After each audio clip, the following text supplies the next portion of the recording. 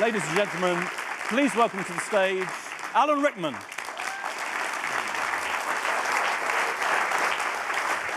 Good evening.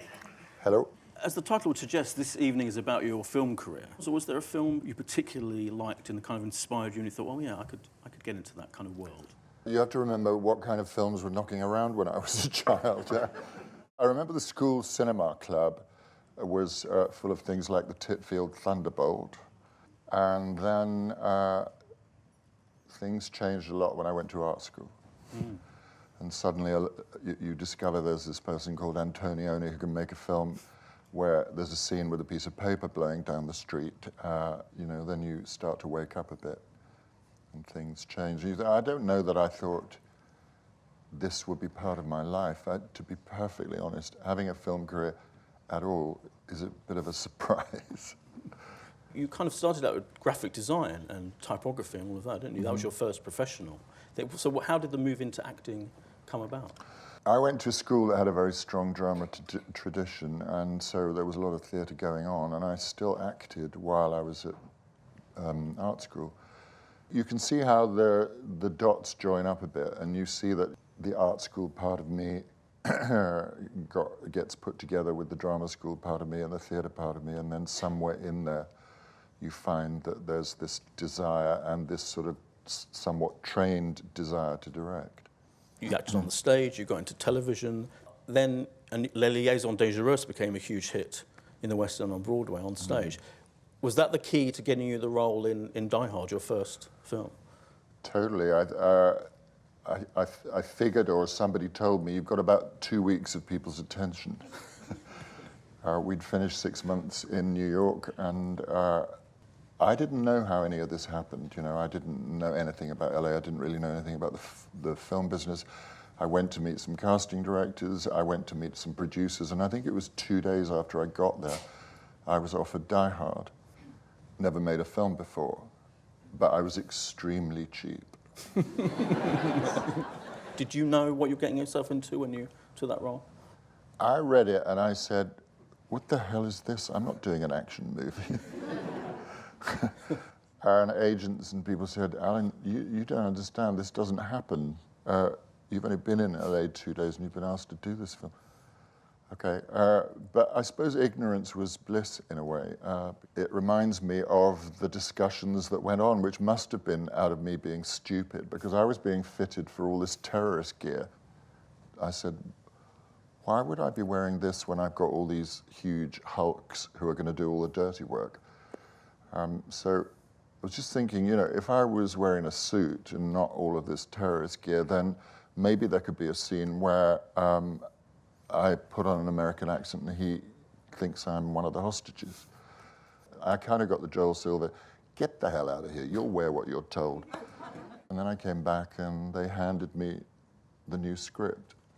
So, it just pays to occasionally use a little bit of theatre training when you're doing a movie. What do you have for breakfast? Where did he come from? I'm going to look ridiculous in those costumes.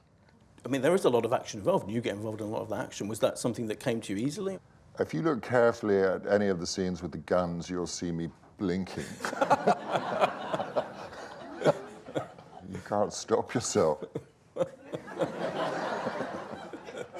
I remember towards the end of the shooting, they said, you've got to fall from the top of the building, and I thought about it. I said, I'll do it. They said, okay, well, we'll train you. Which meant one afternoon, I think, of dropping from 10 feet, 15 feet, 20 feet, 30 feet, so on. I had to pull my own cord to release me. I had to remember to bring the gun up and get it in the frame. And then he said, as you're going down, make sure you spread your arms into a kind of star shape, because if you don't, you'll start turning and you'll land on your head and kill yourself. And we did it 3 times at 3 o'clock in the morning, and it was the very last shot of mine in the film. Wow. Just in case. Well, let's move on to Robin Hood, Prince of Thieves as well, another hugely successful film. Here's a true story. I had a habit of going and having lunch with a very great writer, playwright, now dead, sadly, called Peter Barnes. And I knew I was going to do Robin Hood, and I said, will you have a look at this script, because it's terrible. He said, well, here where it says you're coming down the corridor, you should have a wench in a doorway, and then you should say, you, my room, 10:30, and then turn to the other wench and say, you, 10:45. So I'm going, you, my room, 10:45. I'd also given the script to Ruby Wax, and she came around to my house. I said, you read the script? No, I didn't have time. Just say the lines to me. You, my room, 10:30, you, 10:45. Immediately she said, and bring a friend. And bring a friend. And I knew it had worked because as I cleared the camera, I saw about 80 members of the crew just go.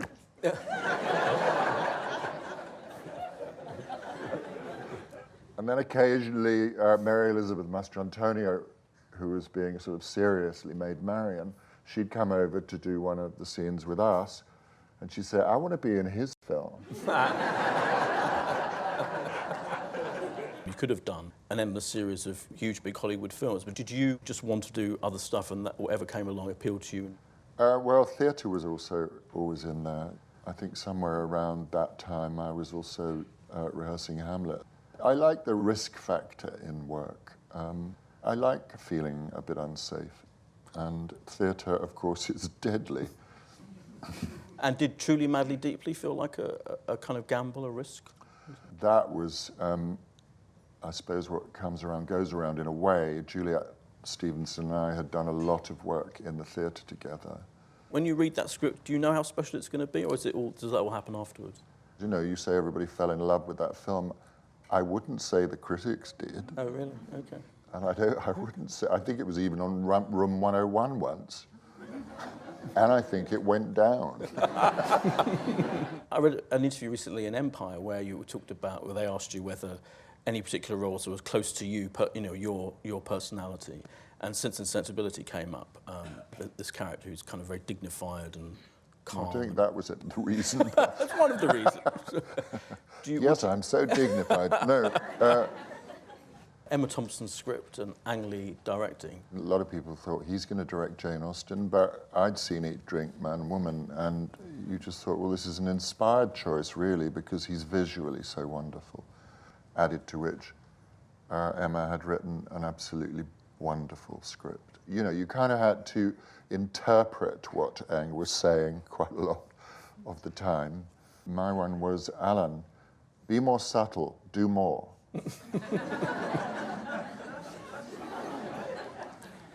So then you knew it was do more of the subtle acting. Yeah. And working with Kate Winslet on that film, she said she was scared of you. Did you know about that?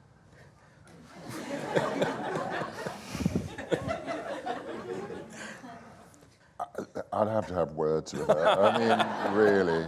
Okay. I was going to ask about the different directors you work with. Have you learnt different things from all of those directors? I think if you're smart, you learn from all of them, and you watch them and thinking, well, I wouldn't handle it like that.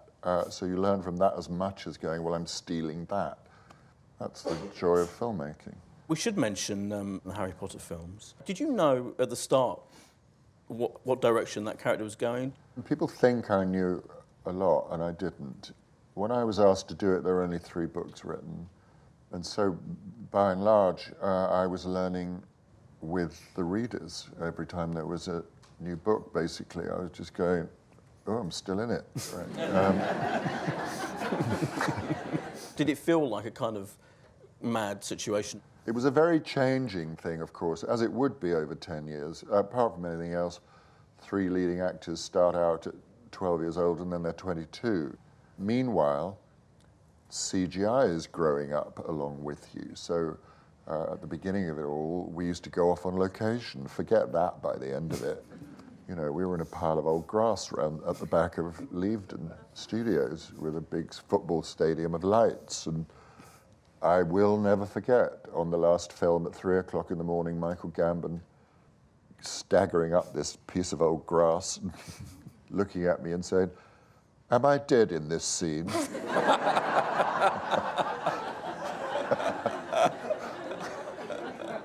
Let's move on to another maverick director, Tim Burton, Sweeney Todd. I really admired things he asked for, like he said, I want the camera to be able to shoot this through 360 degrees. So this was a piece of scene painting and set construction like you really won't see anymore. And I work a lot at RADA still, and I brought all the technical students onto the set. I said, you have got to go and look at that piece of scene painting there. Well, let's move on to your second film as director, A Little Chaos. Why was this script? It's that weird circumstance where the letterbox clatters and 180 pages of a script dropped through. Alison Deegan, and it was her first script. I loved the fact that she knew her subject, Louis XIV and the building of Versailles. You know, the central character is a woman that couldn't possibly have existed, a woman landscape gardener or a woman with a job. So it's a male-dominated world with a lot of women who are merely decorative objects. Weirdly, that has modern parallels still. So I like that about it. This is a very obvious question, but I have to ask it. Directing yourself, how many takes of yourself did you demand? The good thing about playing Louis XIV is he doesn't move very much. So you don't have to do blocking for him because people come to him. One of my great beliefs is not to think about what you're saying, think about what you're hearing, so that what you say is automatic. Then you've got a chance of something happening between you because you're not focusing on yourself, you're focusing on the other person. Then there might be a story. And Kate is one of the greatest listeners you'll ever sit in an editing room thanking God for when you want to watch a character learn about herself, which is what she has to do in this film, figure out who she is. I could see her listening all night to our guest, but just leaves me to thank Alan Rickman. Thank you. Thanks very much.